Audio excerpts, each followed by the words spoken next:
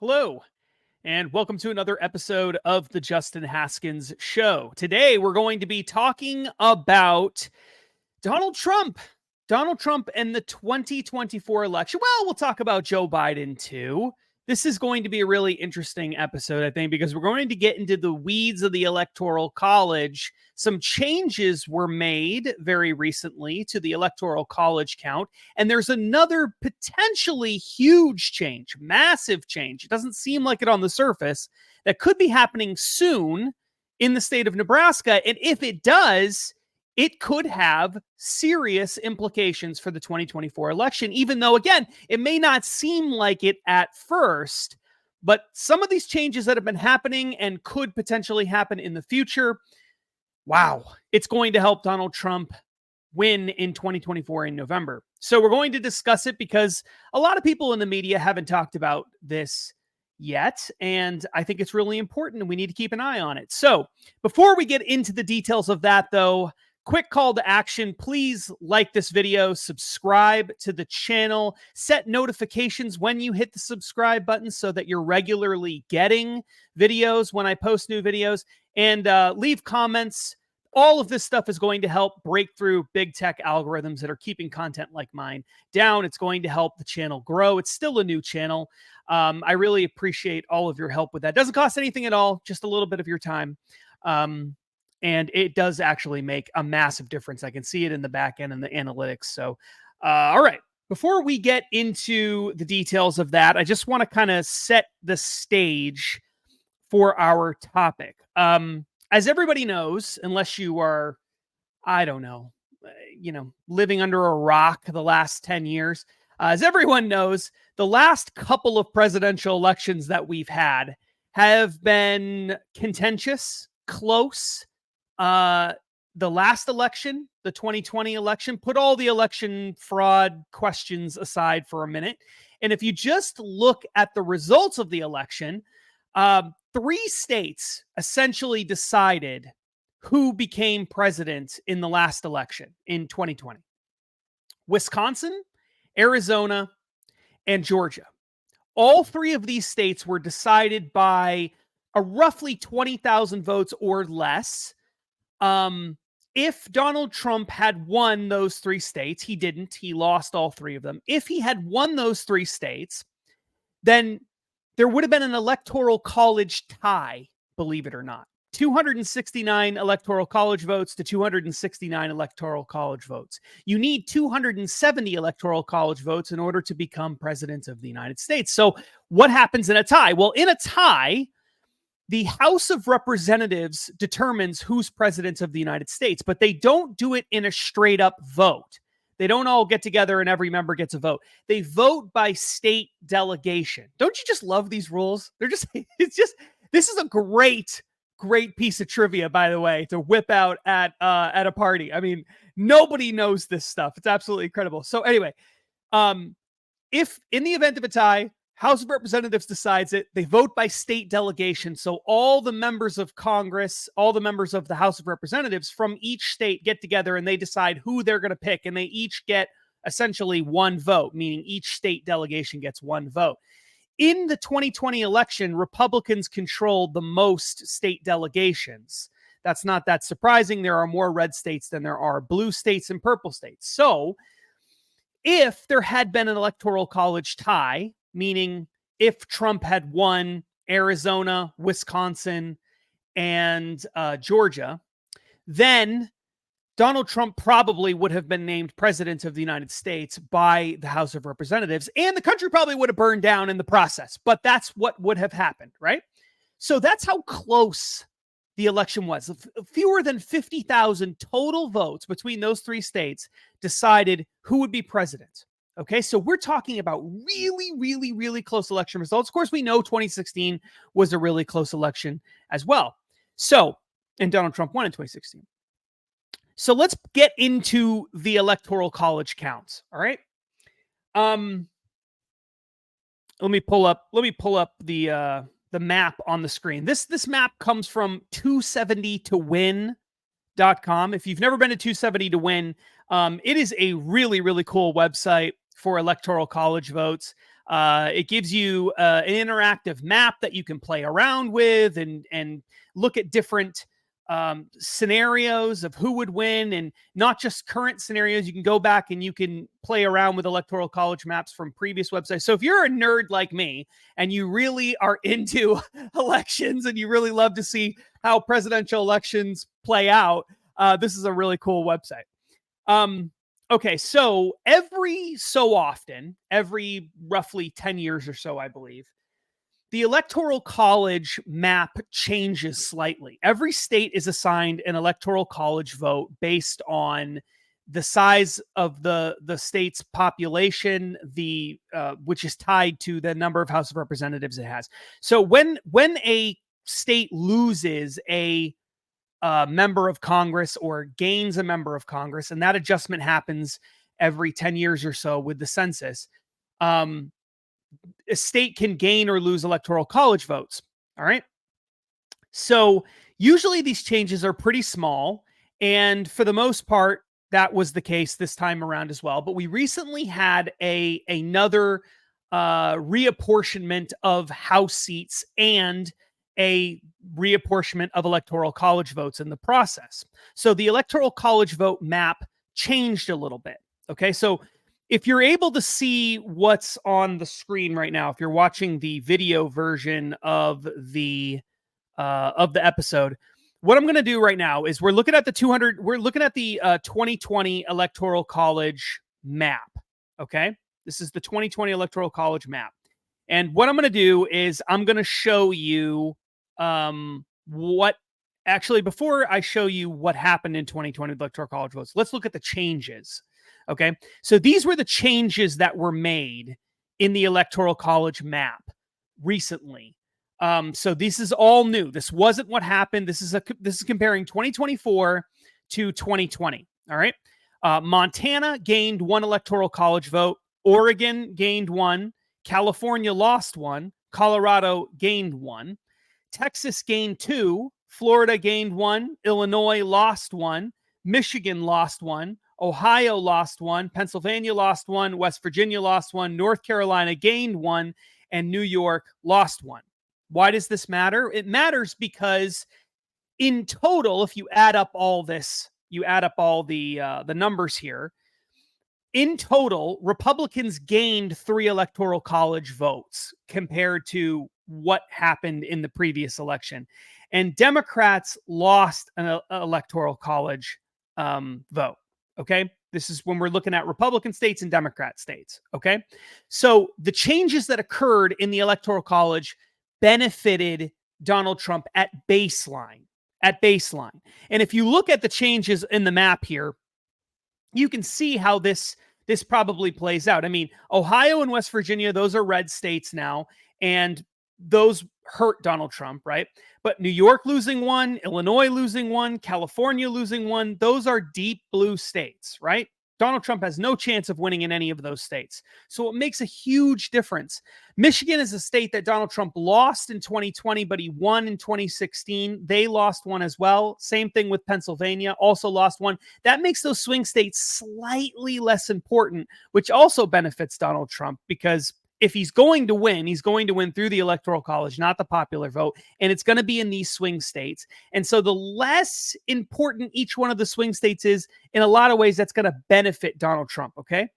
So now let's take a look at the Electoral College map for 2020. All right. And I'm just going to show you a couple different scenarios. That way, when we get to the 2024 Electoral College map, you're going to have an opportunity to, you'll be able to, I think, more clearly see why the changes in the Electoral College really make a huge difference. Okay. So the way that 270 to win does it is the default map they give you doesn't tell you who won the swing states. All right. Even for the 2020 electoral maps, so we know who won the swing states, obviously, but they don't automatically fill it in. So what we're going to do is we're going to fill those in. So Nevada and Arizona, those were both blue. Wisconsin, that was blue, just barely blue. It was around 10,000, Was that the one that was around 10,000? No, that was a little less than 20,000, I think, but it was very close in Wisconsin. Michigan, that one was blue. Georgia, of course, one of the closest states, that one was blue. Pennsylvania, also blue. Okay. So when you look at this, you see Democrats, 306 Electoral College votes, to Republicans, 232 Electoral College votes. And again, remember, you need 270 Electoral College votes to win. Okay. Now, if you take that same map, right, you just take everything that happened in the last election, you implement the changes to the Electoral College, and you look at the 2024 situation, if the same exact thing happens in 2024, obviously Donald Trump would lose handedly, very easily, 303 to 235, as opposed to last time it was 306 to 232. So only a 3-vote difference. So on the surface, you might look at this and say, well, who cares, right? What's the big difference? This really doesn't matter all that much, right? But it actually does when you start playing with individual scenarios. When you actually start looking at scenarios of Donald Trump winning some of the swing states he lost last time, and Biden therefore losing some of those swing states, the change in Electoral College makes a huge difference. So let's go back to the 2020 map. All right. So this is 2020, not 2024. Let's say that instead of Donald Trump losing in Wisconsin, he won Wisconsin. And let's say instead of losing in Arizona, he won Arizona. Those are two of the closest states, right? And let's say instead of losing in Georgia, Trump won in Georgia. This is that 269 to 269 vote, which would trigger the House of Representatives deciding who is president. That's under the 2020 Electoral College vote count. But if we now fast forward to 2024, same scenario, there would be no vote in Congress. Now it's just 272 Republicans to 266 Democrats. Donald Trump would win. So if Donald Trump wins the 3 closest states that he lost last time, and he wins them this time, Donald Trump will win 272 to 266. So there will be no need for a tiebreaker in the U.S. House of Representatives, which is very important because the tiebreaker vote, most Americans have no idea how that works. I'm pretty sure that the left would burn the country down to the ground in the event that occurs. And in some ways, obviously you can blame them for that, but you can also understand it. You could sympathize with it because most of them don't even know that this is how the rules work. And they hate the Electoral College anyway. And so, it would be extremely controversial, even though that's how the rules have been set up. And that's the way the rules have been for a very long time. Okay.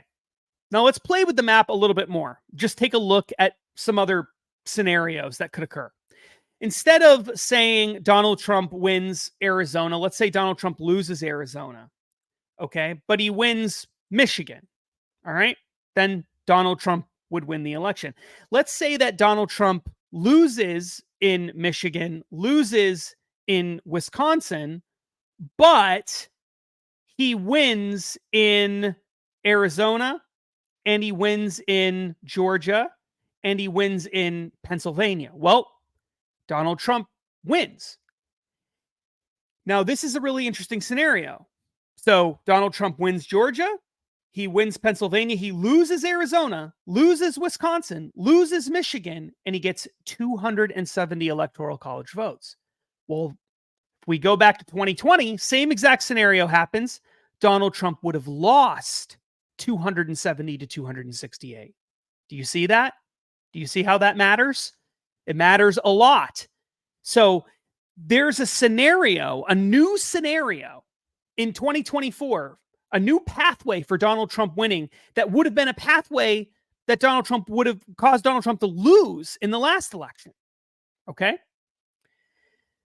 Let's take a look at another potential scenario. Let's say that instead of winning Pennsylvania, Donald Trump loses Pennsylvania, he loses Michigan, he loses Wisconsin, but he wins Arizona. Well, that would mean Donald Trump still loses 262 to 276. Okay.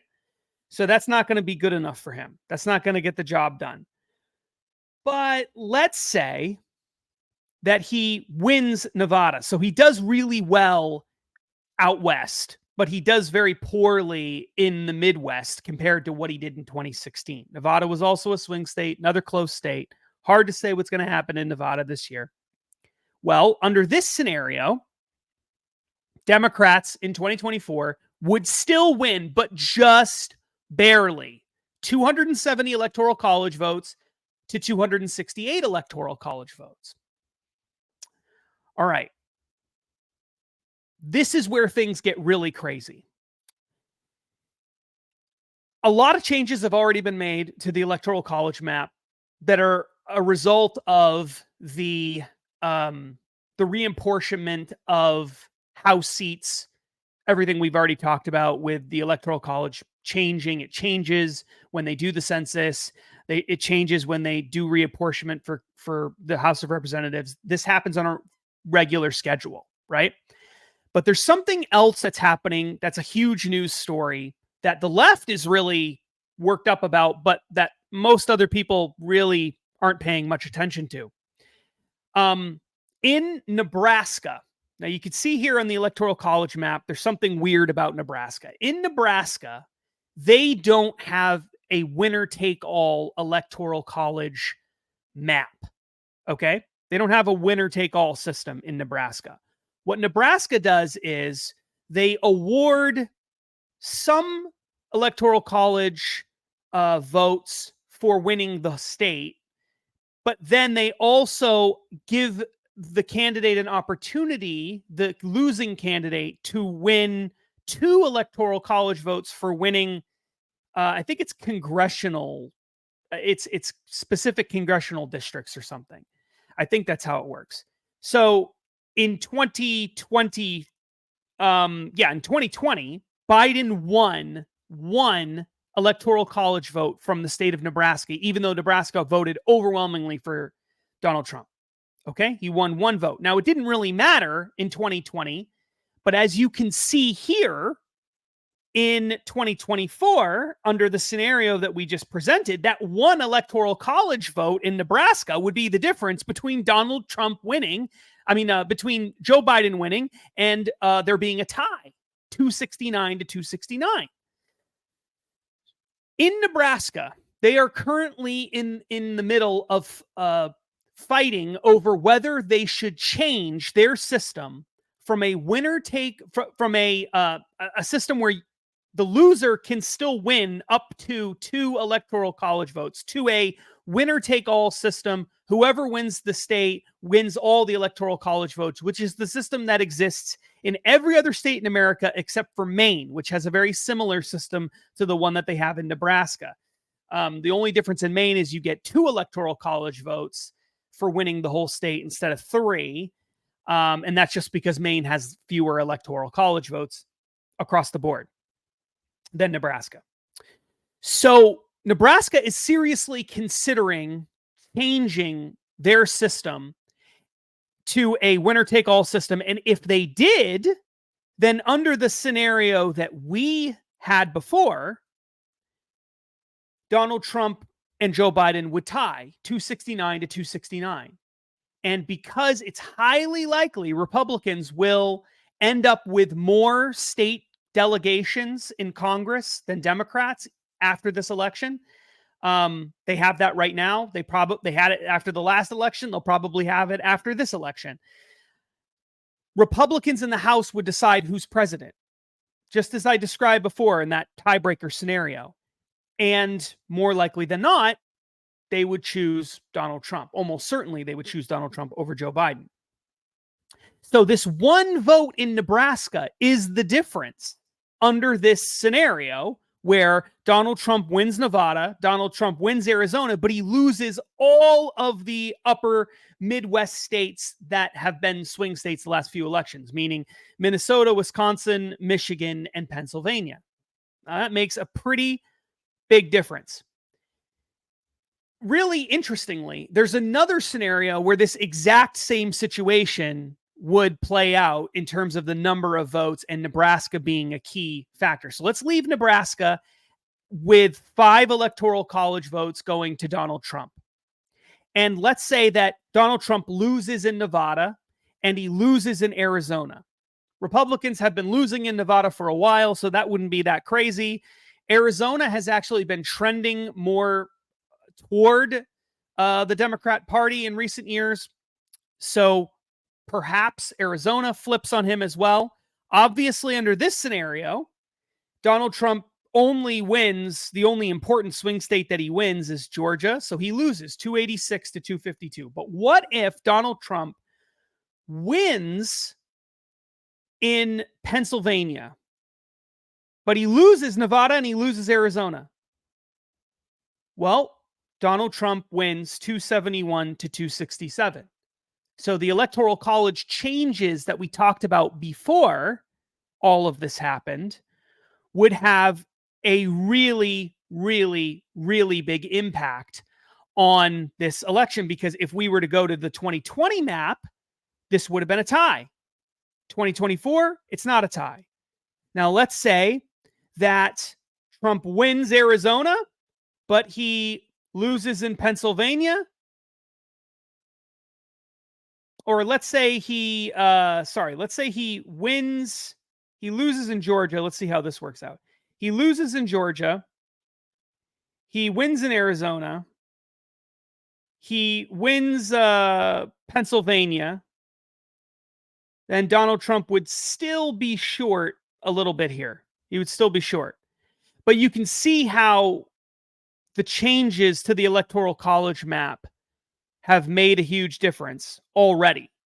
And if you start to play around with various things, like let's say he wins New Hampshire, that was another swing state. Well, because of the one vote in Nebraska, you wouldn't have a tie. Donald Trump would win under this scenario, right?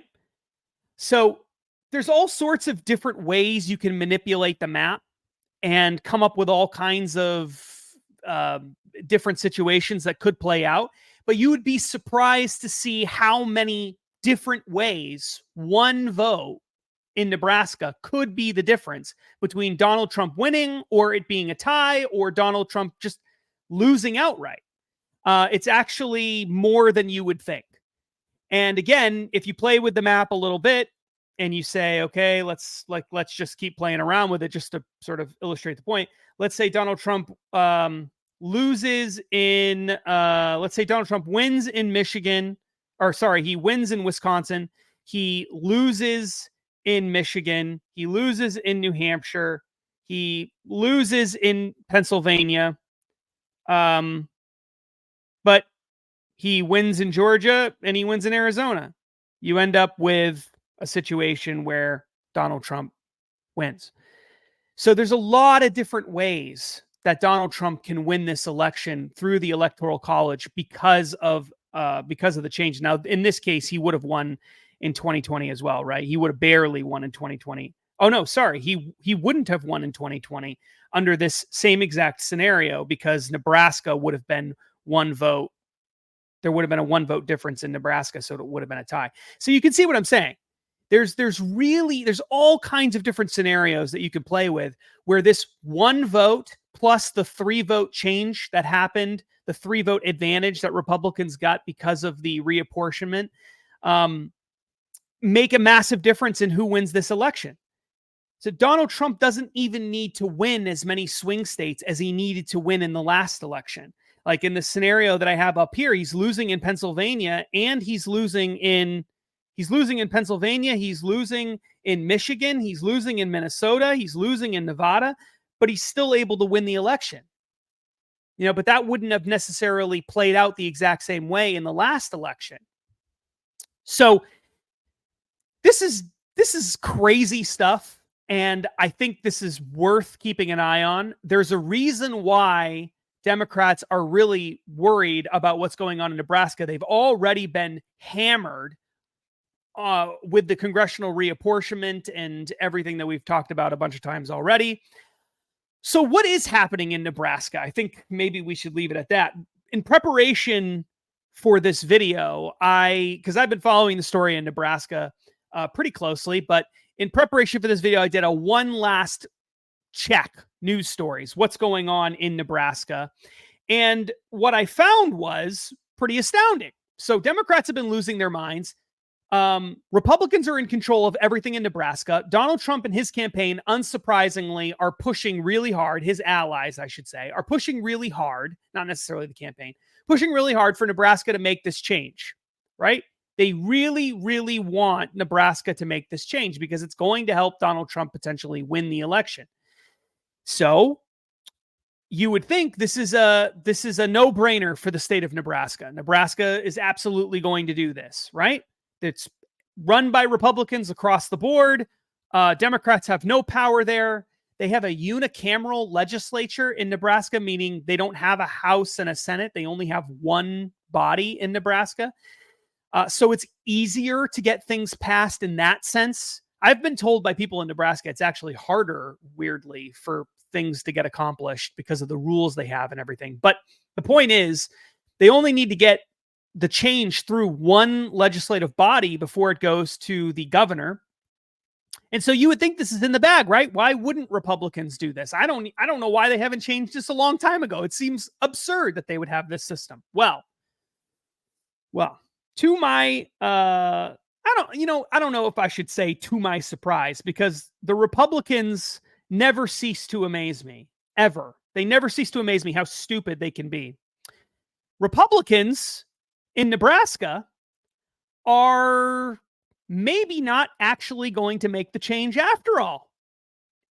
There's still time, but it's not looking good. What a bunch of morons, right?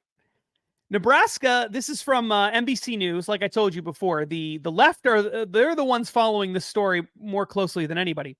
NBC News, Nebraska push on winner-take-all electoral votes takes another hit in the legislature.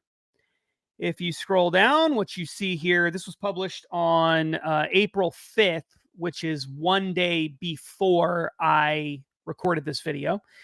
The renewed Donald Trump-backed effort to change how Nebraska allocates its Electoral College votes faced another roadblock Friday as the legislature looks to wrap up its session. Speaker John Arch said on the floor Friday morning that amendments attaching entire bills to other measures will no longer be accepted as the unicameral body is running out of time to process legislation before its session ends on April 18th.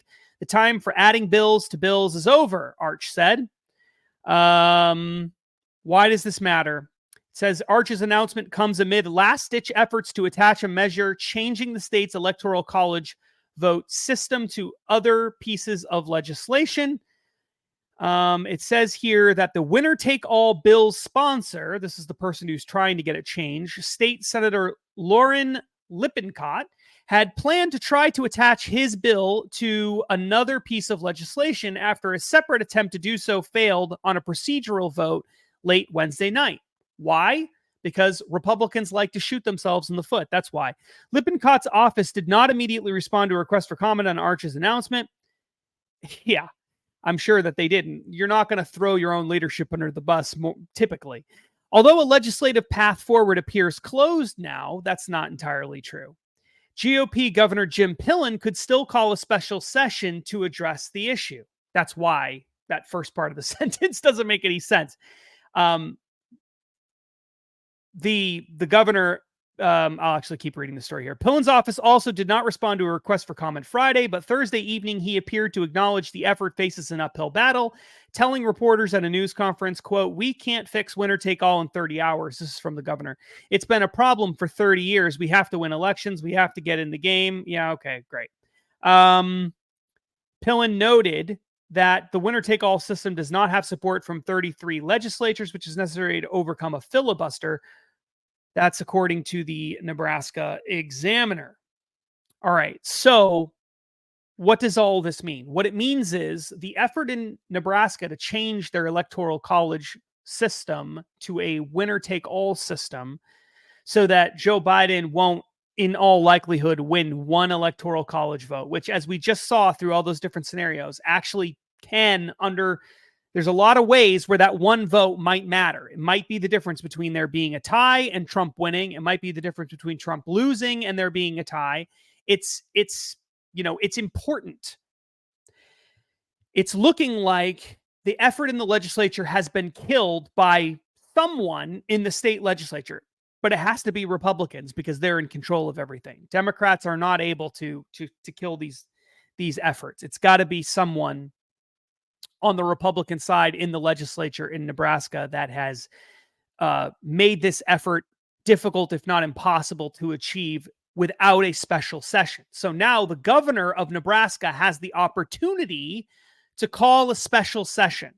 And if he does call a special session, assuming, of course, that the House Speaker or the legislative speaker in Nebraska is right, and that they're not going to attach it to some other piece of legislation before the session ends, which I think they said is April 18th is the deadline for them to get stuff done. Assuming that doesn't happen, the governor will have an opportunity to call a special session and have the legislature vote on this, to deal with this issue specifically. So it isn't totally over yet. But it's incredible that Republicans, given the fact that this one electoral college vote is pretty important in the grand scheme of things, it could be the difference between Trump winning and losing, or between there being a contentious tie or Trump winning outright. You would think Republicans would do the right thing here, but they're not. I've had the opportunity, as those of you who've been listening to the show for a while, you know this, who've been following, or if you've been following my career outside of this for a while, you know this. I've been working indirectly and sometimes directly in the past with state legislatures on a bunch of different really important legislative efforts. Been really involved in the anti-ESG movement for a long time, some property rights issues related to the UCC, and there's been some other things, AI and other things. There's going to be a whole bunch of additional topics going forward as well. I'm just getting warmed up, but I have some experience with what's going on. I've got a lot of allies that are regularly working in the States on a whole bunch of issues. And I work with people at the Heartland Institute, National Free Market Think Tank. We've got a GR department. We've got a 501c4 that's an organization that's allowed to lobby, that's related to the Heartland Institute. So I know lots of people who work in the States all the time. And I know this is going to be hard for some of you to hear, but especially if you like the Republican Party, but the Republicans at the state level, even in the most conservative states like Nebraska, really struggle to get good legislation passed, even when it seems obvious that it should be passed. And the reason for that is because it's usually that they have enough votes to pass a really good bill, but the leadership in some states is not very good, and the leadership has tricky ways to kill legislation if they really want to. They can do things like they can put legislation into certain committees, because typically in a lot of states, bills have to be passed by a committee before they're voted on, sometimes multiple committees, sometimes subcommittees and then committees. And then they do that in the House and the Senate before it ever reaches the floor for a full vote. And there'll be times where they have enough votes to get a bill passed, but you put it in a committee where you've got the right composition of people to kill a bill, and they kill bills in committees so that they don't get votes on the floor. Republican leaders do this all the time. Establishment Republicans, they love to do this as a sort of sneaky way of killing legislation. It's really, really bad. It's really, really bad. And it looks to me, now I don't know exactly what's going on in Nebraska. I'm going to try to find out because I do have some good contacts over there for people who, I should say, I have good contacts with people who have good contacts in Nebraska. And so I'm going to try to find out, but this is a huge moment. This could be the thing that ultimately gives Joe Biden the victory. And Republicans in Nebraska aren't getting the job done, at least not yet. Now they might, which is why the left is so afraid.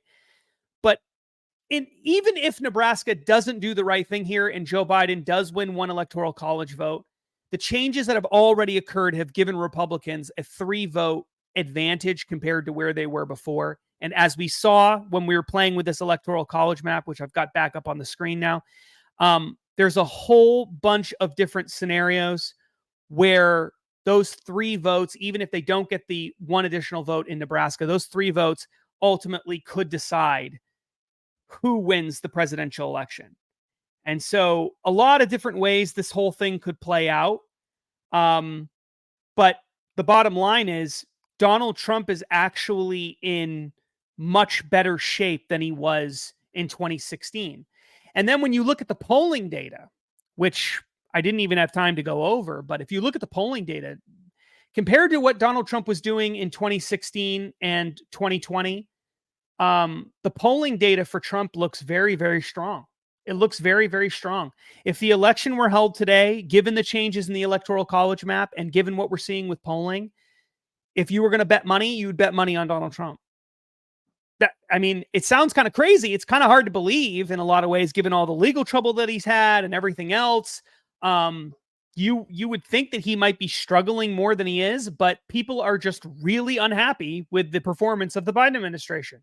They just are. They just are. People are not buying the lies from the Biden administration about how great and wonderful everything has been and how much progress has been made. And the economy is roaring. The economy is not roaring. The economy is not roaring. The government printed trillions and trillions and trillions of dollars that didn't have. It's running massive, massive deficits that we have never seen before prior to the COVID lockdowns. And though that money that they printed and pumped into the economy has caused prices to skyrocket on everything, the cost of housing to skyrocket, the cost of rent to skyrocket, insurance is skyrocketing. The cost, it's just so expensive for regular people to live, and lower income people especially are feeling the pain. Yeah, people have jobs because the government printed massive amounts of money and they gave it to all their big corporate friends and they gave it to big banks and they gave it, they pumped lots of money into the system. The Fed and the government, the two of those things, not just the government, the Fed and the government printed massive amounts of money, and they're still printing money. And it is propping up the economy, no doubt about it. But everything is more expensive as a result of it. Inflation is the price that everyone is paying. And I think people realize it. And that's why the poll numbers look really, really, really strong for Donald Trump right now. So if the election were held today, Donald Trump's chances really good. Really, really good. If you like Donald Trump, that's good news. If you hate him, I'm sure you're having I'm sure you're struggling with this. The next several months are going to be very interesting. All right. Thanks for watching or listening to the show. I really appreciate it. If you're interested in only hearing the audio version of the show, by the way, you can hear the show on virtually every major podcast platform you can think of. Apple Podcasts, Spotify. It's available everywhere now. It's totally for free. No commercials or anything like that, at least not from my end of things. You can, if you do listen to the audio version, please give me a 5-star review on these various, wherever you get your podcast. If they do a 5-star review system or recommendation system or whatever they do, please leave a positive review. Write a review if you can for the show. It really does make a huge difference, not just with people who are looking for shows, but also with the algorithms that recommend content to other users. That's the kind of thing that algorithms are looking at when they're deciding whether to recommend content. So if you like the show, please leave a written positive review of the show. I really do appreciate it. If you're interested in reaching out to me, you can reach me at jhaskins, just my first initial last name, at heartland.org. And you can send me comments, show recommendations. I read every email I get. I don't necessarily always respond because I do get a lot of emails from the articles I write and the books and stuff and TV appearances and everything. I do get a lot of emails, but I always do read them and I try to respond whenever possible. So if you're interested in reaching out to me, you got a good idea for an episode, please reach out to me at my email, jhaskins@heartland.org. All right, that's all we've got for today. Until next time, stay free.